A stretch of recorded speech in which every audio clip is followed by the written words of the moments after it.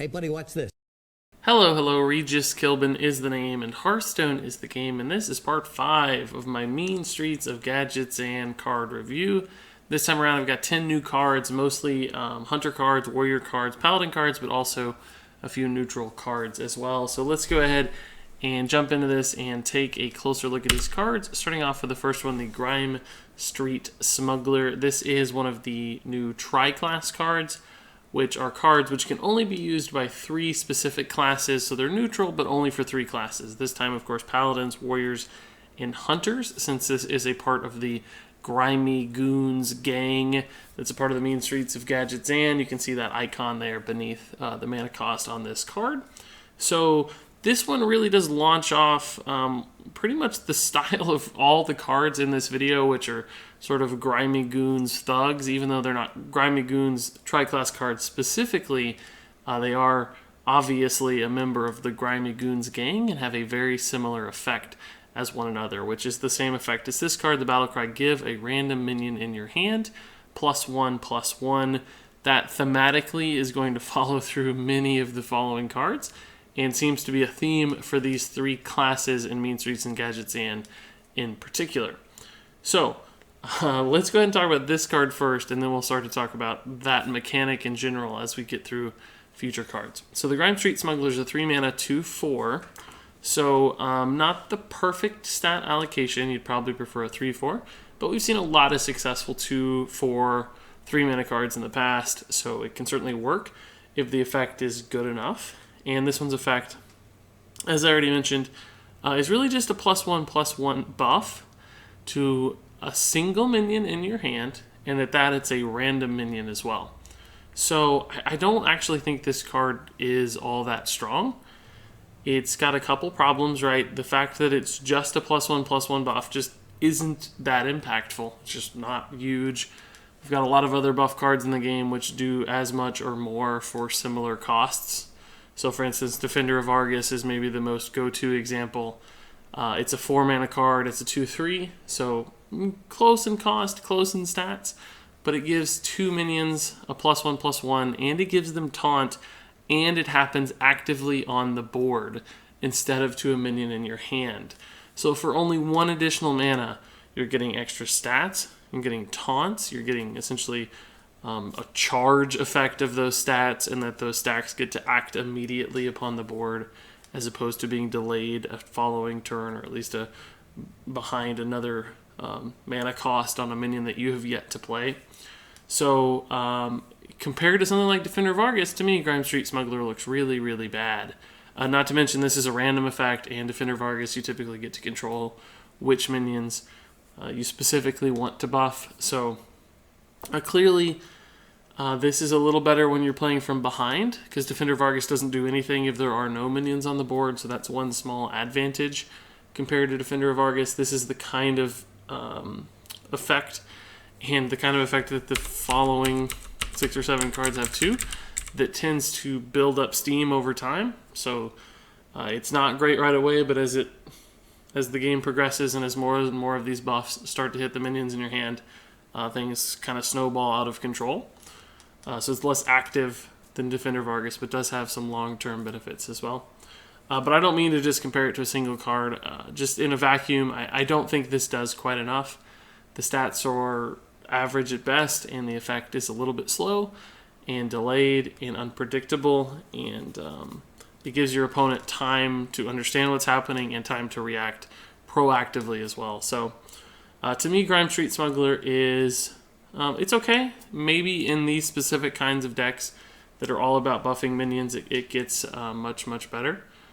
But on its own, just in the average deck, not that strong. Although probably a good arena card just because it's not terrible stats and does give you something back. So average at best. So let's move on to one of the actual class cards. This one is specifically a Hunter card. And you'll note it's also, I guess, a Grimey Goon in some sense, just because it's got a similar battlecry effect. This is a 2 mana 3/2, the Trogg Beastrager. And its battlecry gives a random beast in your hand, +1/+1. So nearly identical to the previous card's effect. But this time it's specifically on beast cards, and that clearly fits Hunter pretty well. Although the stats on this one are definitely better. Hunter has successfully run a lot of 3/2 2-drops as long as they've done something well. And I don't know, this is okay, I think. It's, like I said, it's 2 mana 3/2. The biggest downside to Trogg Beastrager is that it's not in and of itself a beast. So it doesn't feed into all the beast synergy cards that Hunter has. And it doesn't get buffed by itself if you run 2 of them. So it's a little bit isolated in that regard. But the fact that it buffs a beast specifically might be something you could utilize if you only run a few specific kinds of beasts that somehow synergize really well with a buff. Maybe like a Scavenging Hyena or something. I don't know. I'm just throwing stuff out there. I haven't thought that far ahead, but that does actually give you some semblance of control. For instance, if you only run a select number of beasts and you have a bunch of non-beast minions, you know that your beasts are going to get buffed and not the other stuff. So that's a random effect, but it does have some aspect of influence that you can put on it. So all that said, again, this is a little bit slow perhaps to me. It takes a while to snowball and to build up to an advantage. So you're giving your opponent all the time to understand that and react. And nothing about this minion by itself is dominant or strong or crazy or instantly influential. And those kinds of cards tend to fall to the wayside for stuff that has a more active impact or just a huge body that's difficult to deal with. So I think Trogg Beastrager, much like the Grimestreet Smuggler, is probably average at best. But again, in this specific kind of deck that Blizzard's clearly trying to inspire us to build, maybe it will be good. Next up is the Shaky Zipgunner. You'll notice another theme here. This one's a 3 mana 3/3, and its death rattle, instead of its battle cry, is give a random minion in your hand +2/+2. So another part of the family, I guess another Grimey Goon, if you will. This one has a lot of the same problems though as the other two. It's a little bit slow because that not only is that a slow battle cry that rewards a later play, it's actually even slower because it's a death rattle. So it takes even more time most of the time to enact. So even slower than the others. As far as stats are concerned, it's very vanilla and probably even weaker than a 2/4 just because it's less likely to survive to stuff. So much easier to kill and deal with. Of course, you do kind of want it to die because of that death rattle. But again, that takes away some level of control when it's a death rattle like that. So your opponent gets to decide often how it dies and when it dies. So if it does survive to your turn and you're able to kill it off at your whim by making a trade, then perhaps you can play a minion before making the trade to influence a greater likelihood of a specific minion that you want receiving the death rattle. But I think, again, in decks like this, it's just going to be slow, and Hunter doesn't like to be all that slow. And the fact that it's a random minion is also kind of risky because you might want those stats on a minion you play on turn 4, for instance. So you can get those stats out more immediately, but instead it hits your Savannah Highmane, and you don't get to benefit from those stats until turn 6. So you're making an investment by playing a card that's weaker than it should be just because of its strong death rattle. And that investment's not going to pay off for 3 more turns. That's a really big risk. And I think, much like the others, makes this card average at best, maybe good in this specific kind of deck, but not all that good in a vacuum on its own. Now, one thing I haven't mentioned is that these cards are a little bit understated. So like a 3/2 is fine, a 3/3 is a little under, a 2/4 is maybe a little under what you'd want. But that becomes less relevant if you have a ton of these, right? If they all work in tandem and they all work together, they're all going to be buffing each other. So this might come out as a 3/5, which would be really good for 3 mana. This comes out as a 4/3, which would be extremely scary for 2 mana and very threatening stance for a hunter. This might come out as a 4/4, which would make it a really strong 3-drop. So it feeds into itself. Like I said, it snowballs. It takes a little while to ramp up and make sure that you're getting that value, because occasionally you might not get this effect on your Shaky Zipgunner in particular, because this is not a beast, right? This only buffs beast. This buffs any random minion. So just depending upon the order, depending on the shape of your hand, depending on what's there and what's not, what you've already played, sometimes this might feed into itself really well and do it perfectly on curve, where you've got like a 1-drop that leads into a 2-drop that leads into a 3-drop, and they're all buffed. But other times it might just fall apart and the pieces won't work and everything will be in the wrong order, and you'll end up with a bunch of late game minions that are buffed, but by the point you get to play them and benefit from all these buffs, you've already lost the game. So a lot of risk and downside.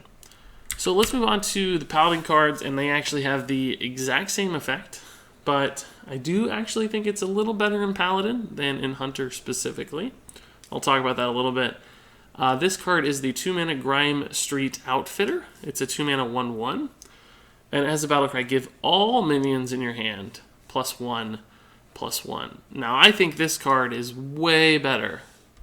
Like, way, way, way better than the Trogg Beastrager. Now, they're both 2-mana minions, and they both have a similar battle cry to one another. But the Trogg Beastragers is limited to a random beast, and it only happens once. The Grimestreet Outfitter is every minion in your hand. Instantly. So it's not just beasts. It's not just one of them. It's every minion of any kind gets buffed. Now, clearly it has worse stats. It's just a 1/1 instead of a 3/2.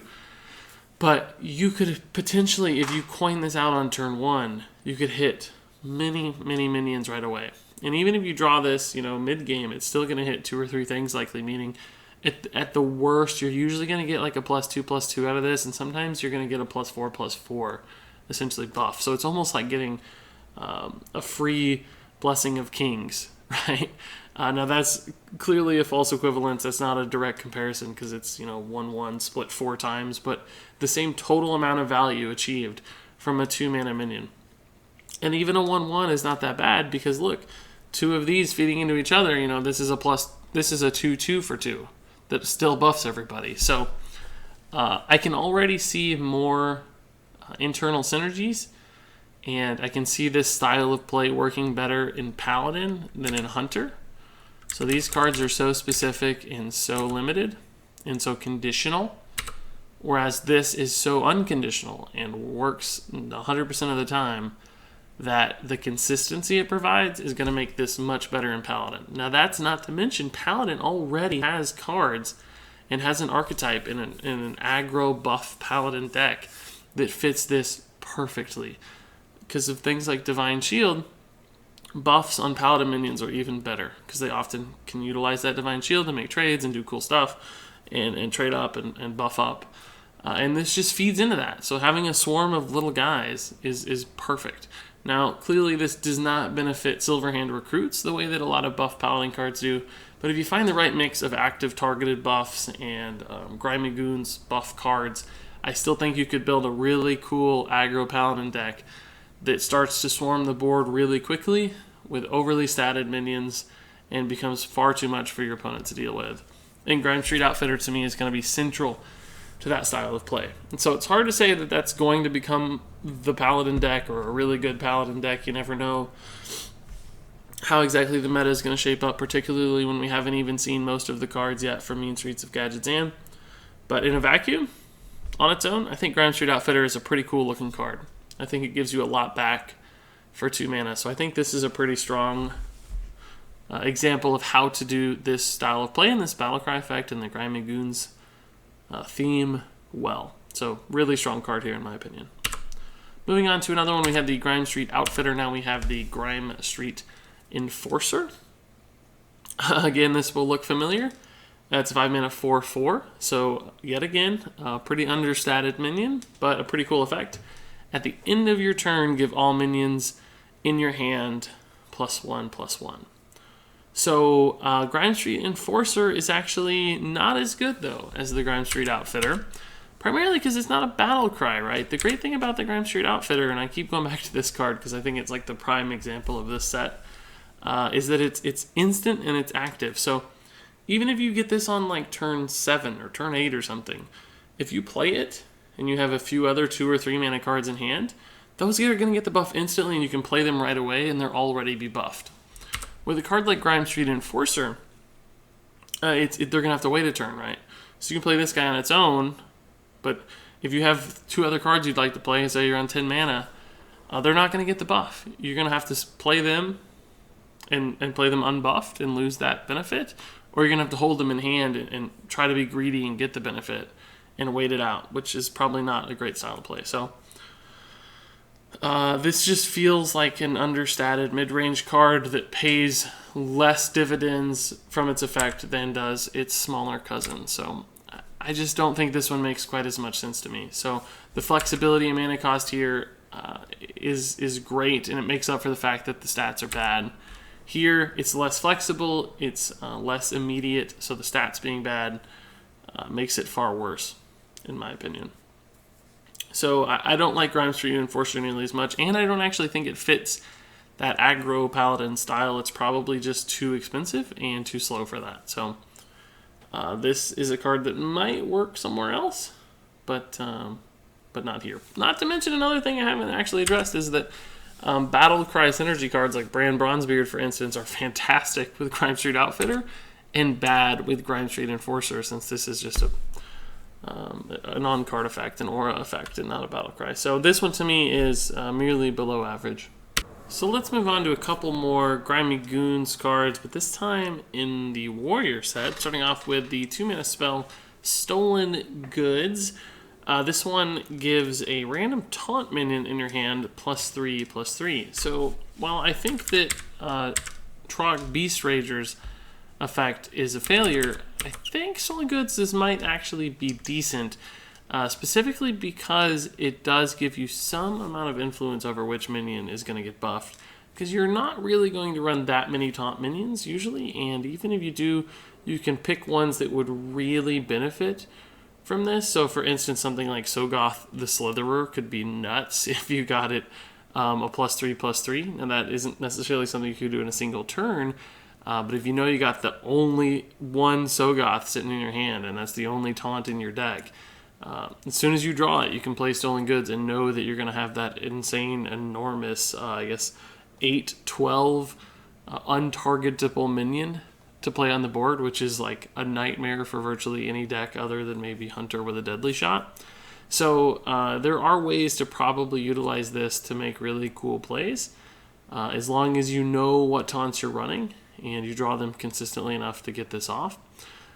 So that's actually pretty neat. That's an upside here. And you could even do it with like an early game taunt too, right? Like knowing that you have a Fierce Monkey and on turn 3, and playing this on turn 2 means you're going to get a really big taunt on turn 3, which could be huge, right? That's even more influential. So there are a couple nice ways to utilize this, I think. And it's so specific in its condition and taunt that you know you can make it work, and you can essentially use it as a defensive tool to force your opponent to funnel some resources through your now bigger taunt. So in many ways, this is like getting a 2-mana 3/3 taunt, right? Which is really quite good. So as long as you draw things in the right order, I almost like this card and could see it being played, particularly in an aggressive meta that you're trying to slow down. But it still is exposed to a lot of the same problems that I think the Grimey Goons buff style cards have in general, so I'm not sure this is going to fit every deck necessarily, and maybe won't even fit like Grimey Goons buff style decks in Warrior. I think it might be used more specifically in edge cases elsewhere.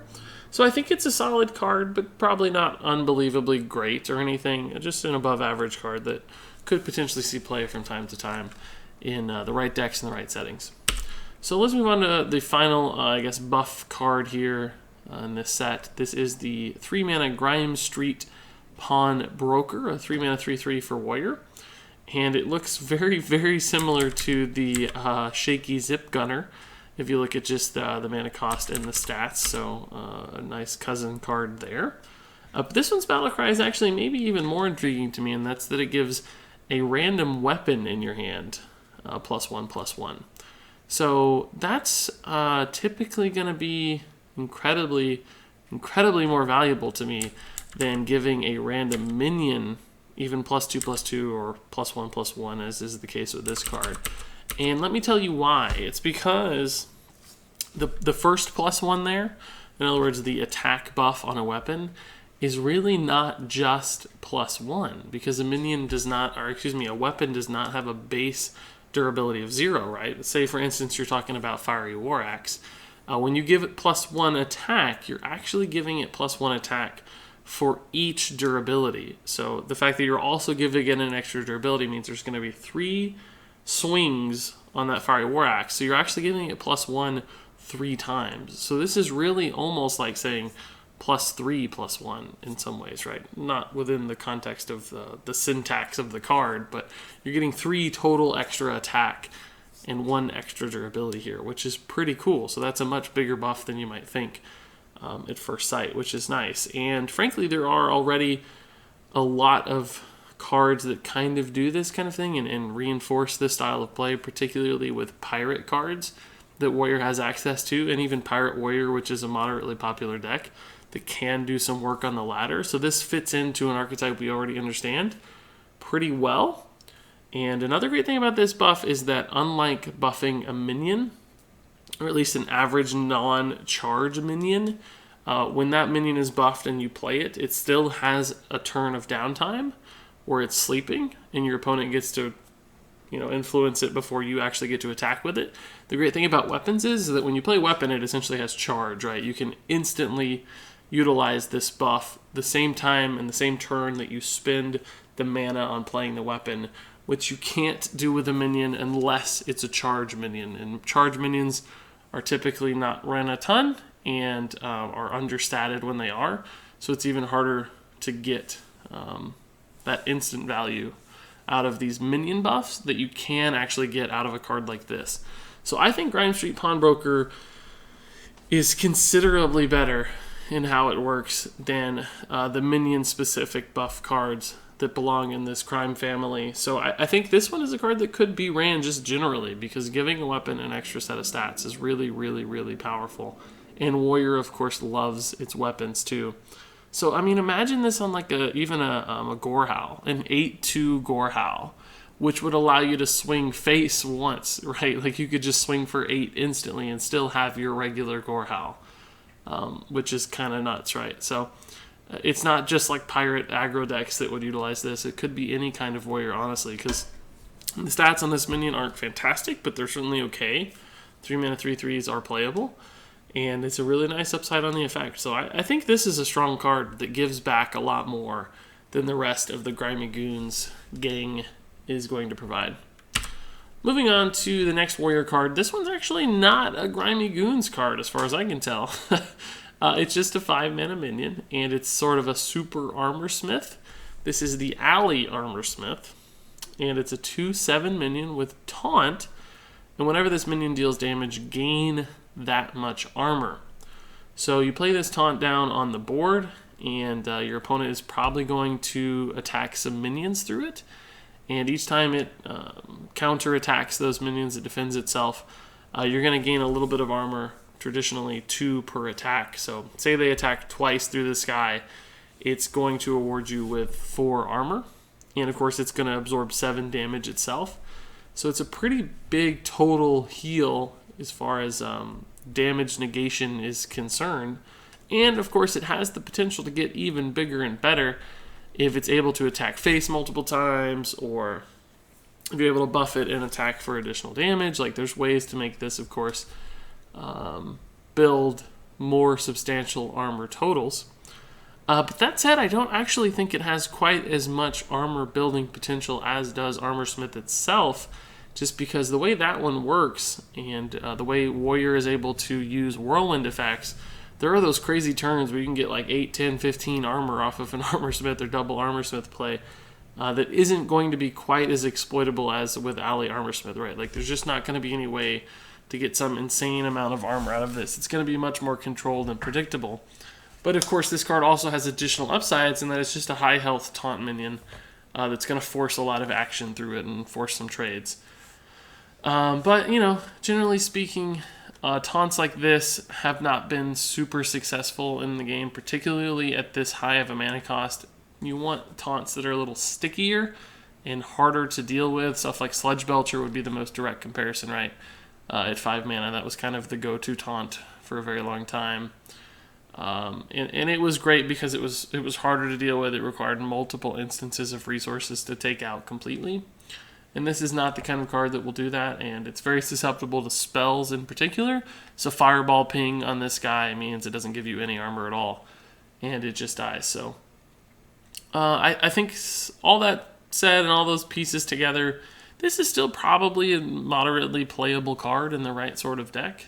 and could actually be good in Grimey Goons decks, just because if you buff it with a card like Stolen Goods, it becomes a 5/10 taunt that also gives you potentially a ton of armor back, which is sort of nuts. So that is probably the home this card lives in. I don't see it fitting quite as well in other versions of Warrior, just like a traditional control Warrior may not have as much use for this. So I would say it's an above average card that does see some level of play, at least at the very beginning of Mean Streets of Gadgetzan, and potentially throughout the future, just because it has a really strong effect and an interesting design that means it could be playable given other synergies that pop up in future sets too. So I think this is a pretty solidly designed card. I like it pretty well. Moving on to one of the 2 neutral cards in this particular review. It's a pretty basic 3-mana Hired Gun. It's a 4/3 taunt. So this is really just one of those bundle of stats cards. Unfortunately, I don't think it's very good, just because a 3 health taunt is rather susceptible. Now, clearly, it's much, much better than the 3-mana Bear, which is just a 3/3 taunt. So this is a little bit of power creep there, which a lot of people like to complain about. Doesn't bother me nearly so much. So you'd always almost run this over the Bear, unless you need some beast synergies, of course.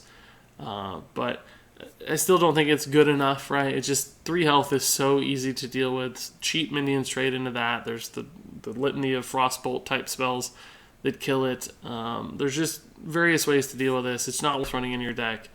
And it's just not going to be strong enough because its stat allocation's a little wonky. If you flipped it to a 3/4 like Fierce Monkey, it might be a little better. It might be somewhat playable just if you really lack a good 3-drop or need some sort of early game taunt. Even then, I don't actually think it'd be very good. So as far as I'm concerned, this one's just a sort of a filler card. It's decent in Arena, although not actually that good in Arena just because it dies to 2-drops pretty easily. But won't crack any decks as far as Constructed is concerned. It's just not going to make the cut when there are so many other options out there. And then moving on to another card that actually, you can pretty much take exactly what I said for this card and apply it to the Worgen Greaser, the 4-mana 6/3. It essentially has all the same problems. This really lives in the Magma Rager family of cards, right, where it's all attack and very low health. And that's sometimes a very troublesome stat alignment just because it dies so easily to so much. If this were a 4-mana 3/6, it would be more likely to be played in both Arena and in traditional settings. But as it stands, I don't think it's good in either. Yeah, it has a very scary damage number for 4 mana. I'll give you that. But it's just so susceptible that it will never live on the board and never actually contest anything. So it's a virtually unplayable card. I don't see any synergies. It's literally as vanilla and boring and basic as it gets, and it's not good because it just dies for free. So Worgen Greaser is actually a pretty bad card, considerably worse even than Hired Gun, which I would just call below average. Not unplayable, but unlikely to be played. This one is probably actually unplayable. So that actually wraps it up for my Grimey Goons heavy Part 5 Mean Streets of Gadgetzan review. All in all, most of these cards are probably average and work in a Grimey Goons style deck if that becomes a thing, but I don't think they're going to have that much of an impact on their own ever as far as current styles of decks are concerned. They're probably just a little too slow and not strong enough to make the cut. But if this Grimey Goons thing works, and of course I haven't seen it in action, so it's hard to guess, these are all going to fit and probably contribute to that. So an interesting set of cards that clearly has a nice central theme, which I like at the very least. So all that said, I'm sure you have some thoughts and a take on these cards, and I'd love to hear it. So leave some comments below if I missed anything obvious, if you disagree, or if you just want to chime in and say that you agree with me and think these cards probably won't have that big of an impact on the meta. I'd love to hear it regardless. So take a minute, write some words out, and I will definitely read them. Thanks so much for watching, and until next time with another new review and some fun new Mean Streets of Gadgetzan cards, game on.